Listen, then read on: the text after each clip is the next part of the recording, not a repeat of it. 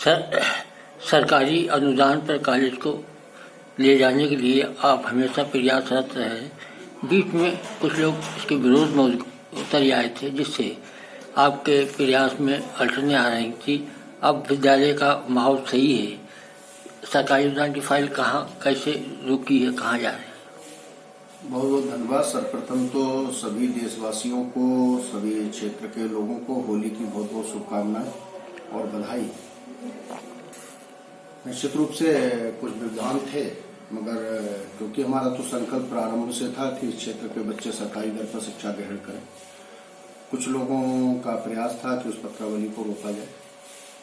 हमारे जनप्रतिनिधियों के सहयोग से हम उस पत्रावली को बढ़ाने में सफल हो गए हैं और निश्चित रूप से अतिशीघ्र उसके अच्छे परिणाम क्षेत्र के समक्ष होंगे और हम सब लोगों के सामने होंगे। लोगों के विधान करने से किसी प्रकार से कोई पत्रावली नहीं रुकी है और पत्रावली निरंतर मूवमेंट पर है। ये जो लोगों का कहना था कोई पत्रावली नहीं है, हमने उनको आईना दिखाने का काम किया है। हमारे जनप्रतिनिधियों ने भी उनको बताने का काम किया है कि जिस पत्रावली को हम लेके चले थे वो पत्रावली आज भी जीवित है, वो बंद नहीं हुई है। एक विभिन्न प्रकार के होते हैं कि सरकार ने इस तरह के आदेश किए हैं, क्योंकि हम 94 के विद्यालय थे, हमारे ऊपर ऐसा कोई आदेश नहीं है।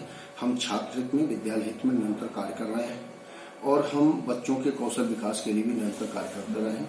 पत्रावली पर अतिशीघ्र बहुत अच्छा निर्णय आएगा जो क्षेत्र के बच्चों के लिए लाभकारी होगा। एग्रीकल्चर कक्षाएं क्या इसी सत्र में शुरू हो जाएंगी या भी टाइम लगेगा? नहीं, बिल्कुल इसी सत्र में प्रारंभ होगी। उसके लिए पैनल गठित कर दिया गया विश्वविद्यालय द्वारा। हम अतिशीघ्र उसका पैनल कराएंगे और पैनल कराने के बाद समय सीमा के अंतर्गत तो बीएससी की कक्षा को संचालन करेंगे और इस सत्र से निश्चित रूप से बीएससी में हम प्रवेश करेंगे। छात्रावास की क्या पोजीशन है? छात्रावास के लिए क्योंकि वो स्वीकृत कर दिया गया था, उसके लिए अभी तहसील प्रशासन द्वारा जिला प्रशासन के माध्यम से उसको भेज दिया गया है और उसका जो हमारी जमीन का गाटा संख्या 100 और 111 के अंश भाग पर उसका निर्माण होना है और निश्चित रूप से उसका निर्माण होगा। प्रवेश में क्या प्रगति है सर? प्रवेश की स्थिति, क्योंकि इंटर का एग्जाम हो गया है, मूल्यांकन चल रहा है, जैसे ही परीक्षा फल आएगा प्रवेश की पूर्ण तैयारी कर ली गई है। जो बच्चे गत सत्र के किसी कारण से प्रवेश नहीं ले पाए थे वो प्रवेश फॉर्म ले रहे हैं और अप्रैल से होली बाद से निश्चित रूप से प्रवेश में तेजी आएगी और हम पहले की तरह जिले में फिर इतिहास रचेंगे सबसे अधिक प्रवेश करने का। ये मेरा पूर्ण विश्वास है और उसमें स्टाफ हमारा लगातार मेहनत कर रहा है और कहीं पर उसमें कोई व्यवधान होने वाला नहीं है, क्योंकि हम समय सीमा के अंतर्गत उस प्रक्रिया को पूर्ण करते हैं जिससे कि बच्चे एनसीसी, एनएसएस और विभिन्न क्षेत्रों में जाके अपना काम कर सके और हमको पूर्ण विश्वास है कि इस वर्ष सबसे अधिक प्रवेश होंगे और हम निरंतर नई नई योजनाओं को लाने का काम करते हैं।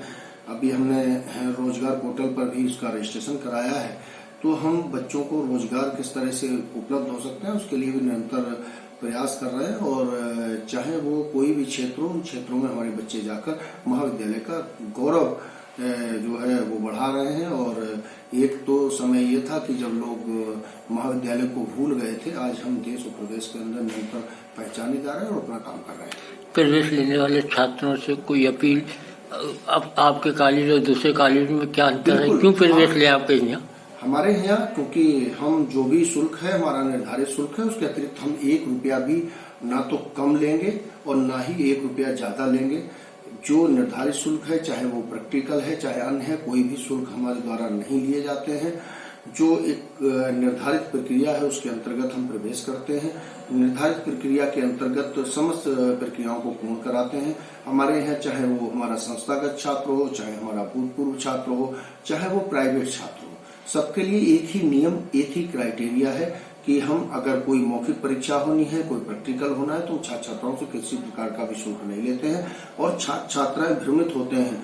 अगर कहीं दूसरी जगह प्रवेश लेते हैं उसके बाद सेकेंड सेमेस्टर में और अन्य सेमेस्टरों में भाग के आते हैं कि आप हमको एनओसी दे दें, हम प्रवेश देंगे, तो उस समय हमारे सामने बहुत सी बाधाएं होती हैं, तो हम एनओसी देने की स्थिति में नहीं होते हैं।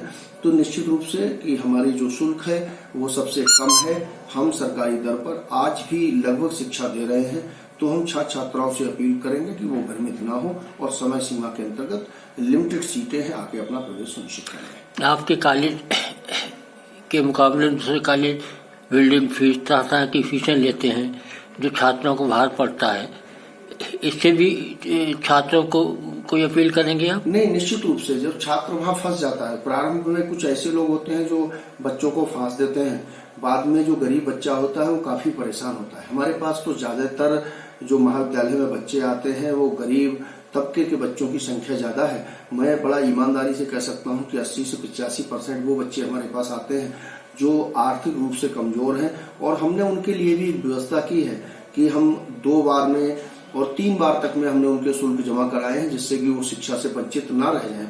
दूसरा, हमने कोरोना काल में ऐसे बच्चे जिनके माता पिता की मृत्यु हो गई थी, ऐसे बच्चों को भी हमने 4 से 5 बच्चों के लिए व्यवस्था की हुई है कि उनको हम अपने खर्चे पर शिक्षा ग्रहण करेंगे। अगर इस तरह का कोई भी बच्चा है आपके भी संज्ञान में, तो आप निश्चित रूप से मुझे बताएं, उससे शिक्षा से वंचित नहीं किया जाएगा और हम उसको निश्चित रूप से प्रवेश देंगे। Thank you.